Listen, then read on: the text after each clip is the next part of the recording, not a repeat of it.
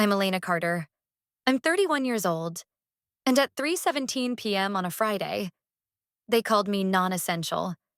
The room smelled like burnt coffee and bad decisions. Conference room C, flickering lights. Emily from HR with her sympathy smile. Greg from IT avoiding eye contact. And Benton, CFO extraordinaire, reading my termination like it was a grocery list. 3 weeks severance. No benefits. No thanks. I didn't argue. Didn't cry. I just stood, picked up my things, and on my way out. Make sure someone updates the demon before the 28th. Greg froze. Emily blinked. Benton didn't care. That's fine. They'll care soon enough. Stick around. It gets better. If this kind of story resonates with you, please like, share, and subscribe. Your support helps us keep telling the stories that matter. Let's begin.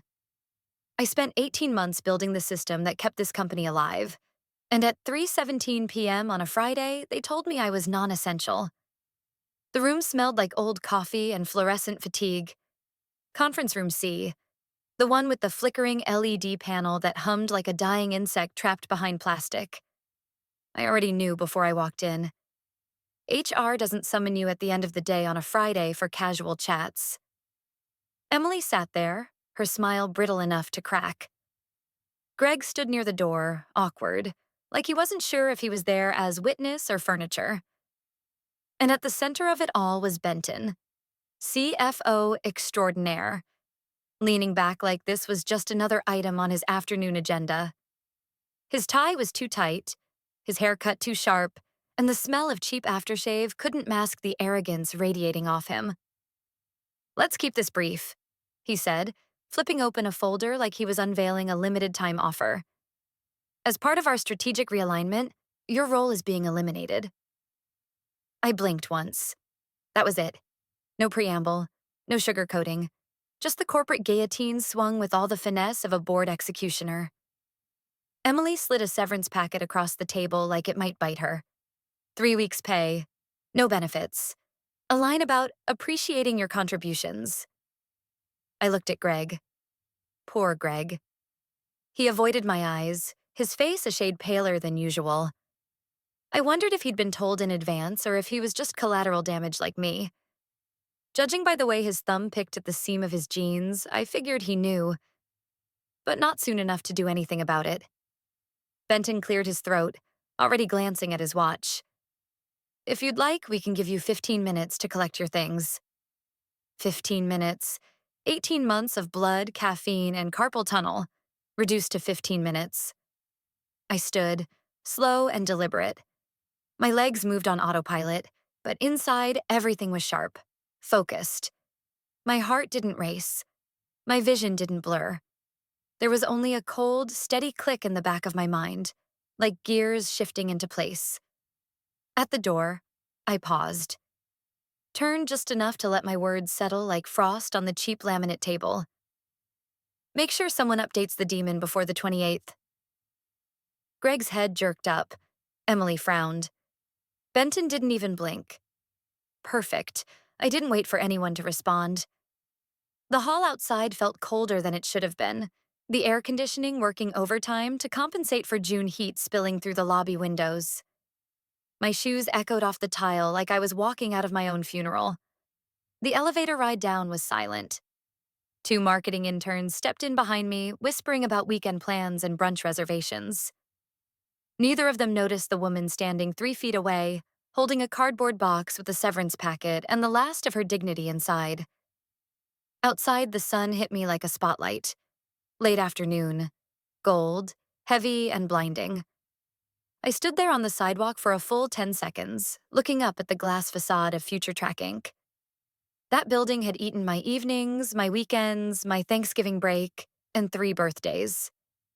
It had taken more from me than most bad relationships, and now it was ejecting me like a corrupt file. But as the warmth settled on my skin, something inside me shifted. I smiled. Not wide, not manic. Just a small, quiet curve of my lips. The kind of smile you wear when you know something no one else does. I turned away, walking without hurry toward the parking lot. The weight of the cardboard box barely registered in my hands.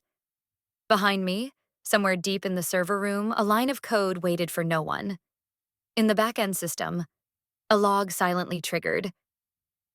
Next token authentication, scheduled for June 28th.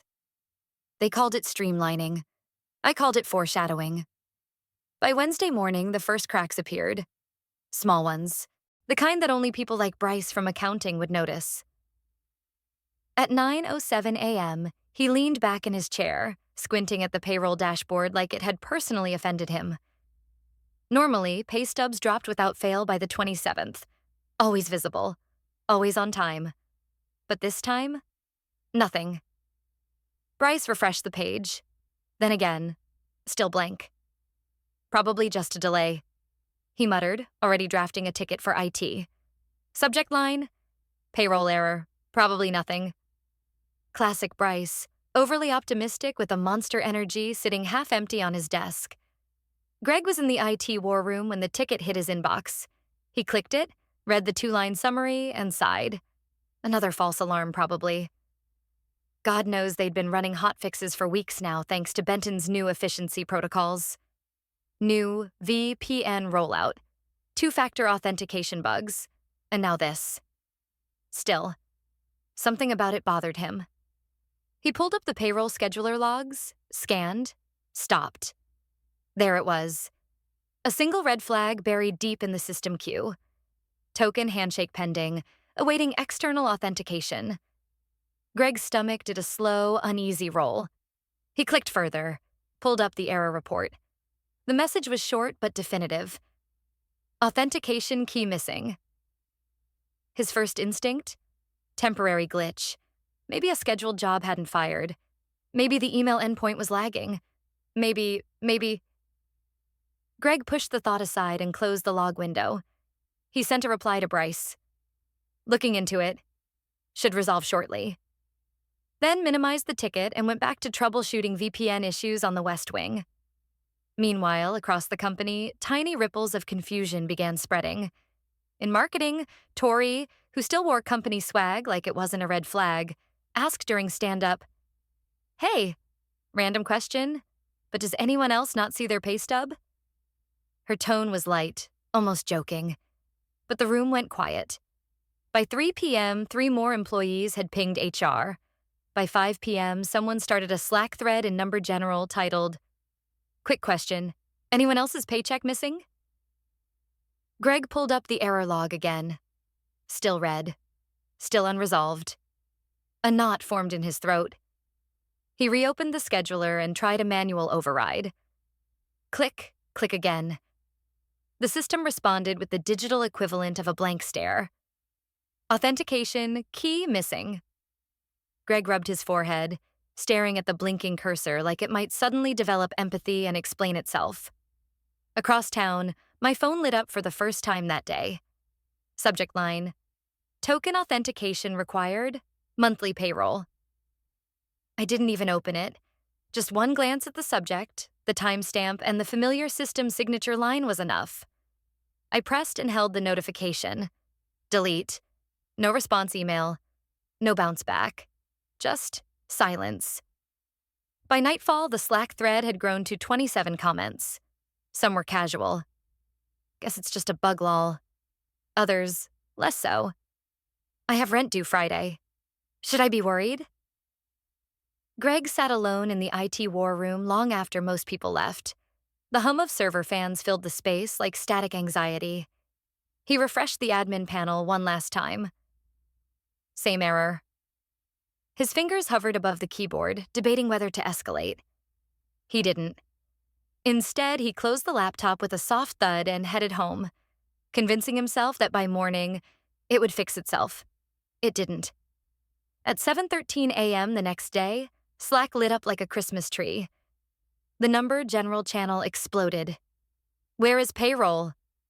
By 9 a.m., HR was crying. By 10 a.m., legal was Googling labor attorneys. The war room smelled like burnt coffee and collective failure. Greg sat hunched over his laptop, dark circles under his eyes deep enough to hold regret. Error logs flashed red across 3 monitors. Each refresh brought the same message in different shades of corporate doom. Benton stormed in like a hurricane in an ill-fitting suit. His tie was already loose, his face flushed, and the usual smug tilt of his mouth had vanished. What the hell is going on? His voice cracked somewhere between a command and a panic attack. Greg didn't look up. Authentication keys missing. Benton slammed his palm on the table hard enough to rattle a water bottle off the edge. Then bypass it. Manually override. Greg swallowed hard. Tried. Yesterday. And again this morning. The system's rejecting every override attempt. Token expired. Benton froze. Expired? Greg nodded. Benton's eyes narrowed, and for a terrifying 5 seconds, he looked like he might throw the nearest chair. Out in the hallway, Emily from HR was curled up near the break room, clutching her phone with shaking hands. 3 voicemails from furious employees, 2 from crying single parents, 1 from a guy in Texas who had just discovered his mortgage payment had bounced. Emily wiped her eyes with the sleeve of her blazer and tried to pull herself together. By 9:45 a.m., the legal department stepped in. Don, the head of legal, gray-haired, perpetually exhausted, walked into the war room with a stack of printouts and a look that said he hadn't slept since the Clinton administration.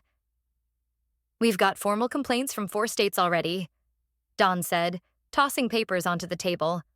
"California, Texas, New York, and Illinois. If this isn't fixed by close of business, we're talking class action exposure."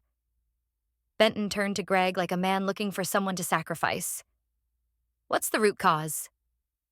Greg hesitated. His fingers hovered over the keyboard as if debating whether the truth was worth saying out loud. "The payroll system needs a monthly authentication token," Greg said slowly. "It pulls that token from an external email endpoint." Benton blinked. "Okay, and?" Greg exhaled like a man handing over the murder weapon. That endpoint was tied to Elena's personal Gmail. For a moment, the room went absolutely still. The air, thick with caffeine and dread, seemed to freeze. "You're telling me," Benton's voice dropped an octave, "that the only person with access to the payroll key is someone we fired?" Greg didn't answer. He didn't need to. The silence answered for him.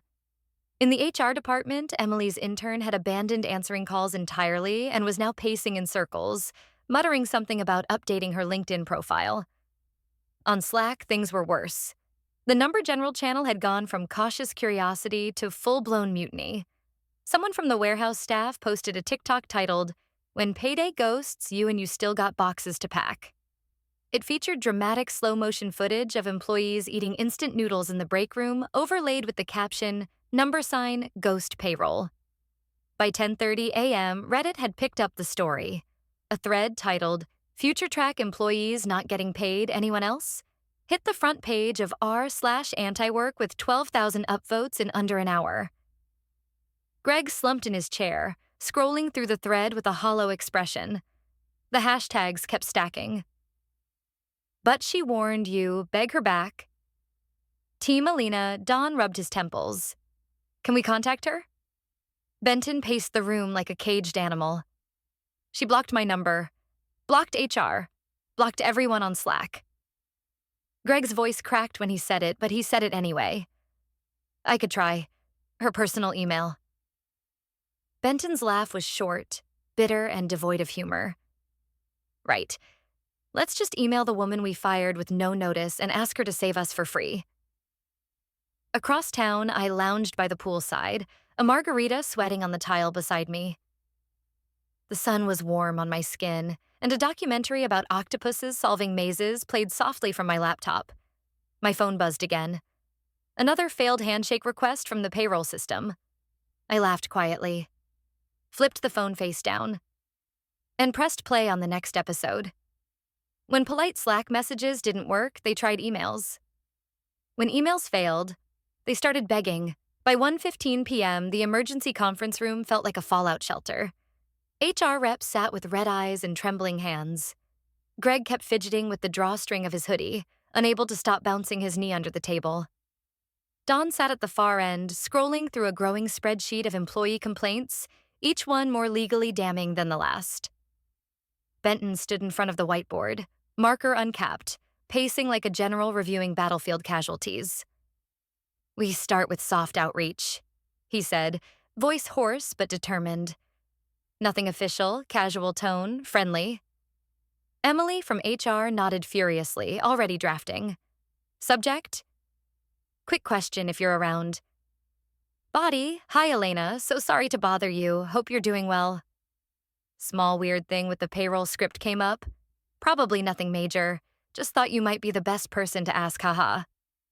Totally understand if you're busy. Thanks so much." Greg watched the email get sent like a man witnessing the first shovel of dirt thrown onto a grave. By 2 p.m., when no reply came, Benton moved on to phase 2. "LinkedIn," he barked. "Someone reach out to her on LinkedIn."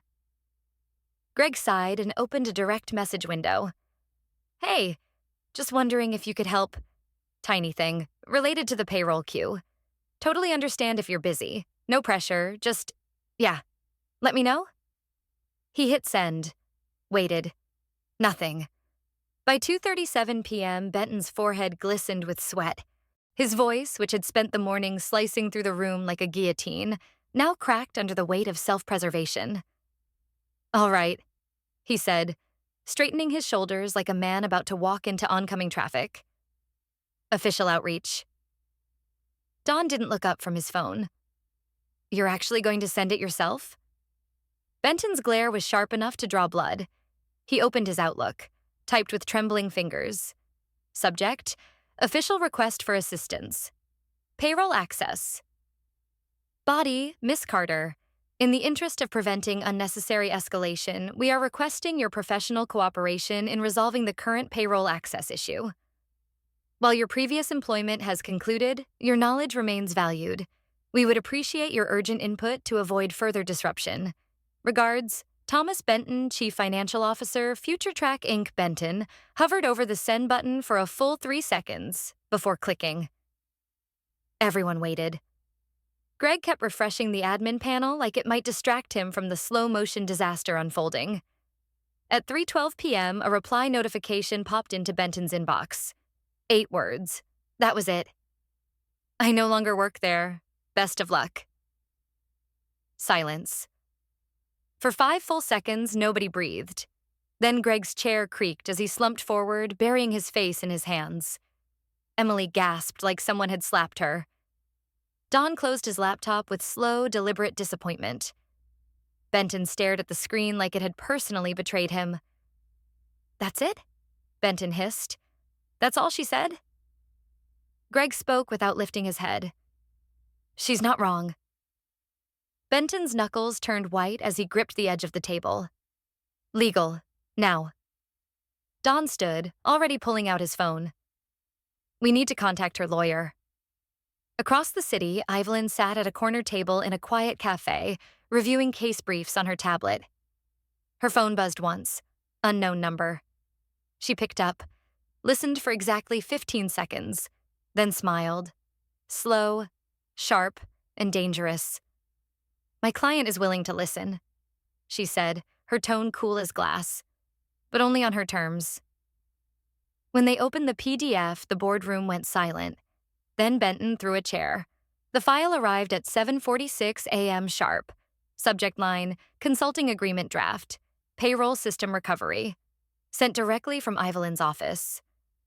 The attachment sat there in Benton's inbox like an unexploded bomb. Don was the first to open it. The click of his mouse echoed through the room like a gunshot. Line by line, his face drained of color.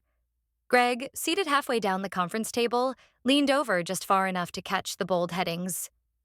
Consulting role: Lead Systems Recovery Consultant term. 6 months. Remote. Asynchronous, at consultant's discretion. Compensation: $150,000 USD flat retainer paid up front prior to service commencement. Availability: no Zoom calls, no in-person meetings, no deliverables without prior written notice from the consultant condition of engagement. Public acknowledgement of company failure, with a signed letter of apology from CFO Thomas Benton, posted on the internal company intranet homepage for a minimum of 7 consecutive days. Silence. No one moved. No one breathed. Then Benton stood up so fast his chair tipped backward and clattered to the floor. His face turned the color of bad sunburn. With one guttural growl, he grabbed the nearest rolling chair and hurled it against the wall. "This is blackmail." His voice cracked mid-scream, raw and panicked. Dawn didn't flinch. "No, Tom. This is reality." Greg, heart pounding, felt something snap loose in his throat. The words spilled out before he could second-guess them. "No, Tom." His voice was shaky but clear. "This is justice." Every head turned toward Greg like he'd just spoken in tongues. For a beat, Benton looked ready to lunge across the table, but Dawn raised a hand. "Enough," the legal chief said. "We don't have time for ego.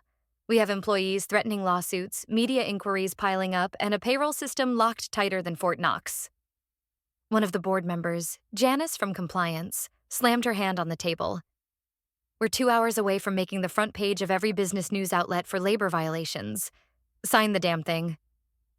Benton's lips pulled into something between a grimace and a snarl. Sweat collected at his temples. His shirt clung damply to his back. "You want me to confess?" he hissed. Dawn leveled him with a stare. "Number, I want you to survive this quarter without sinking the company." The room buzzed with a mix of resentment and resignation. Someone passed Benton a pen. He stood there, staring at the signature line like it might bite him. Then, in one jagged, angry motion, he scrawled his name across the bottom. At 9:58 a.m., the internal communications team uploaded the letter to the company intranet. Headline in bold, "We acknowledge our mistake." Benton's name sat at the bottom, heavy and undeniable. Greg clicked refresh on the homepage, watching it go live. Slack exploded within seconds. Screenshots, memes, reaction GIFs. Someone photoshopped Benton into a doghouse next to a golden plaque reading, "Welcome back, Queen." Across town, my phone buzzed with a new email notification.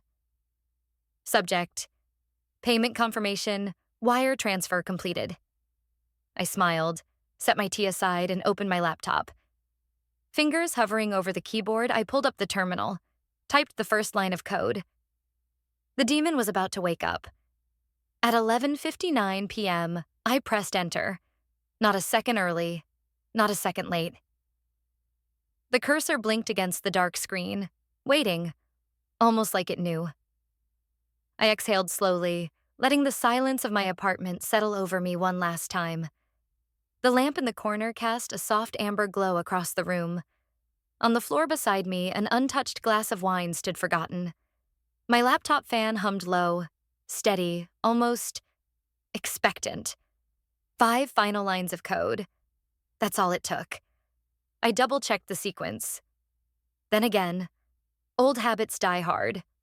When the clock on my screen flipped from 11:58 to 11:59, I rested my fingers on the keys and let them move. 1 line, 2, 3, 4, 5, enter. The system purred awake like a dragon stirring after a long, deliberate nap. On FutureTrack's backend server, the demon stretched, shook off its error logs, and opened the gates. The queued payroll batch executed without hesitation. 5,000 direct deposits, 1 minute flat. Across the country, phones buzzed on nightstands, bank accounts updated, rent payments cleared, credit card auto-drafts reversed their pending failures. Relief rippled out like a low-magnitude earthquake felt in every apartment, dorm, and suburban kitchen tied to a FutureTrack paycheck. At 12:01 a.m., Slack lit up like Times Square on New Year's Eve. It went through. I got my paycheck. OMFG, it hit. Team Elena, let's go! I didn't read them, of course. I didn't need to. Instead, I shut the laptop with slow finality and carried my coffee out onto the balcony. The summer air was warm, almost sticky. Below me, 2 pigeons fought over a piece of bread on the sidewalk. Fitting. I leaned back in my chair, let the night wrap around me, and smiled into the dark. At 6:18 a.m., long before most of the office even poured their first cup of bad coffee, Screenshots of Benton's internal apology letter surfaced on Reddit, then Twitter, then LinkedIn. Captions ranged from brutal to poetic. Turns out our payroll runs on humiliation. When you fire the person holding the keys. But she warned you. By noon, TechPulse ran a piece titled, Fired Then Required, How One Woman Outsmarted Corporate Arrogance. Benton's resignation landed before the afternoon heat did. No farewell email, no meeting, just a terse 4-word internal memo. Effective immediately. No successor. Greg sent me a Slack DM that afternoon. Just a simple thumbs up emoji. I didn't respond. By evening, an email from Rathlin Tech slid into my inbox. Subject line: Lead Systems Architect role. $450,000 base plus equity. Flexible start date. I didn't open it. Not because I wasn't interested. Just because they could wait. They all could wait. I pulled the blanket tighter around my shoulders, took a slow sip of coffee, and let the phone buzz against the table beside me. I smiled, flipped the screen over without checking. They can wait. The system hummed back to life. Paychecks landed, and the company scrambled to recover its shredded dignity. But the real victory wasn't in the code or the money. It was in the quiet power shift that followed. Sometimes justice doesn't arrive with sirens or applause. It arrives in the form of unread emails, unanswered calls, and one person refusing to be overlooked again. Like the final move in a long, silent chess game, she made them kneel, without raising her voice.